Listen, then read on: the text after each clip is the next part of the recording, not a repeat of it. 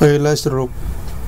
महर्षी वाल्मिकी यांना आदिकवी म्हणले जाते, म्हणजे प्रथम कविते, यासाठी की रामायण हे संस्कृत वाङ्मयातले पहिले काव्य मानले जाते. त्यांचे रचनाकार वाल्मिकी असल्यामुळे ते प्रथम कवी. परंतु रामायण हे एक महाकाव्य असले तरीही त्या आधी वाल्मिकींनी एक श्लोक रचला होता. त्यांची गोष्ट अशी की एकदा वाल्मिकी नदी तारी स्नानासाठी चालले होते. त्यांचा शिष्य त्यांचे सामान घेऊन त्यांच्या सोबत येत होता. नदीचे पाणी फार नितळ होते. ते पाहून वाल्मिकीचे मन प्रसन्न झाले.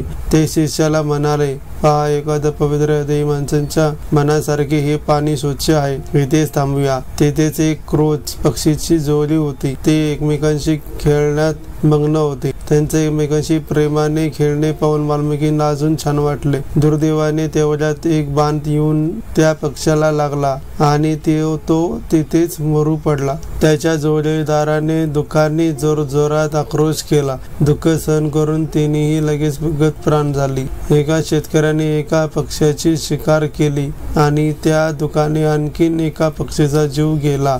वाल्मिकी सुद्धा ही पाहून अत्यंत दुःखी झाले. सहस्फूर्तीने त्यांच्या तोंडून त्यांच्या भावना काव्याच्या स्वरूपात बाहेर पडल्या.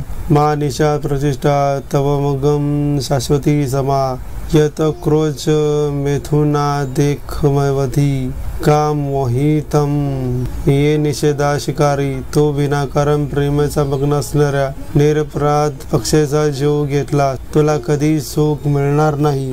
हा आपापच रचला गेलेला श्लोक संस्कृत मधील पहिला श्लोक समजला जातो. पुढे मग ब्रह्मदेवाच्या आशीर्वादाने महर्षी वाल्मिकी यांनी याच वृत्तात रामायण रचून प्रभू श्रीरामाची जीवनकथा जगासमोर मांडली. हे महाकाव्य भारतीय संस्कृतीचा बहुमूल्य ठेवा आहे. समाजमानावर यांचा प्रचंड पगडा आहे. कित्येकी भाषांमध्ये यांचे भाषांतरे झाले आहे. अनेक संतांनी आपल्या परीने ही कथा आपापल्या भाषेत सांगितली आहे. सगळ्यांचा मूळ आधार वाल्मिकी रामायण हेच आहे. खूप खूप धन्यवाद. नमस्कार.